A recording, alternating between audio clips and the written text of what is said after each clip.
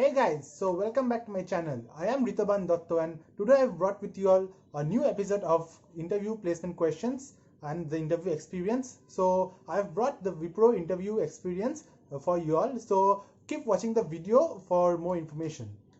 So one of my seniors had given the WIPRO test last year, and he got selected for WIPRO, and he has shared his interview experience with me, and I'm going to share with you all the questions which were asked to him and some other probable questions which could be likely asked to you all. And so this is basically for the technical round and the HR round. So I'm taking it for granted that you have qualified the aptitude round, and this is basically the interview round questions which I'm going to discuss with you. So coming to the questions, I'm just going to share with you all the technical round. So in technical round, the questions were very simple and that were asked to him. I'd like to inform you all that he is from the electronics and communication engineering background. So the questions that asked to him were also directly from C and data structures. However, a CSE undergrad would definitely would be facing more difficult questions. So anyway, moving ahead, I'll just share with you all the questions that were asked to him. The first question was you have to differentiate between arrays and linked list. So this is a very simple thing which you study in data structure about what are arrays, what are linked list, what pointers. The next question which was asked to him was the difference between calloc and malloc. We know that these are all allocation and deallocation of memory programs in C. So you have to basically define like where does the calloc and malloc differ between, because we know that both of them perform almost the similar function of assigning of memory allocation. However, there is a slight difference which I'm sure if you have studied a bit of data structures, you would definitely be able to solve this question.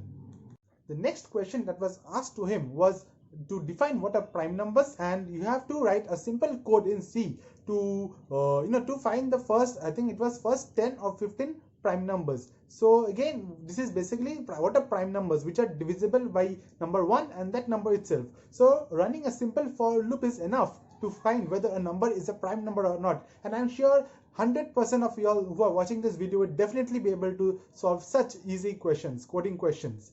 Okay, moving ahead. The next question which was asked to him was, what is object-oriented programming? So this is a very common question, and you have to basically know the 4 important concepts of OOPS, which are data abstraction, encapsulation, polymorphism, and inheritance. So some basic concepts of C++ is also important. So if you are not from the CSC background, if you are from electronics and other circuit branches, I suggest that you have a good command over your data structures and C and also C++, because your questions are likely to be asked from these sections.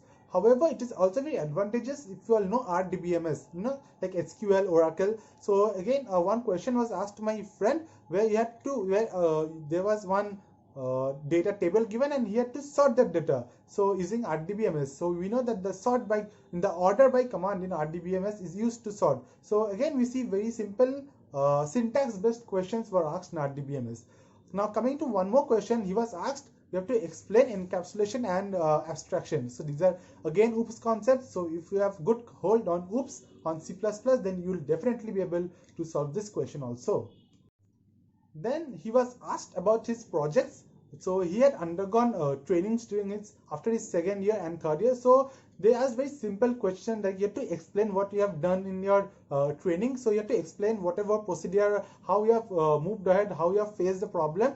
So yeah, if you are lucky, you might be facing questions from your project also. So before attempting the interview, do look at your past projects, because there might be a slight probability of questions being asked from this section. Otherwise, if you know your C++ well, I am sure you are going to definitely crack this interview, because the interview, as I've heard, like if you have qualified the written rounds, you are 99% sure of getting selected for the WIPRO. Like the interview is very easy, and I'm sure you'll be definitely be able to crack it. So what I've said just now was the technical interview, the technical part of the interview, and we know that there is the HR interview also. So I'll just share with you all the HR questions which were also asked to him.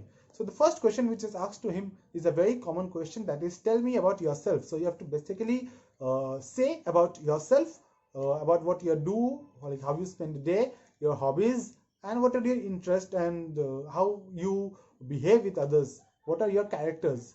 What are your positive characters?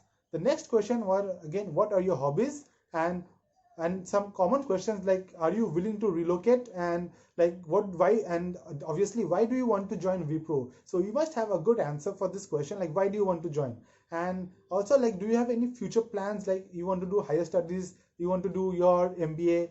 And also another question is, where do you see yourself after 2 years or 3 years? So these are very common HR questions which are I guess asked in almost each and every company placements will take place. So I have discussed with you some questions which were asked to my senior, and as you have seen that the questions are very easy. So do prepare hard, because the interview is not that difficult, but don't become complacent. So don't take the things lightly. So study hard, prepare well, and face the interview with full confidence. So thank you so much. I hope you have enjoyed this interview. If you want many such more interview experiences of other people's, do mention it in the comment box, and also do definitely subscribe to my channel. This is going to definitely motivate me to come up with many more such interview experiences of those who have attempted interviews. Thank you guys.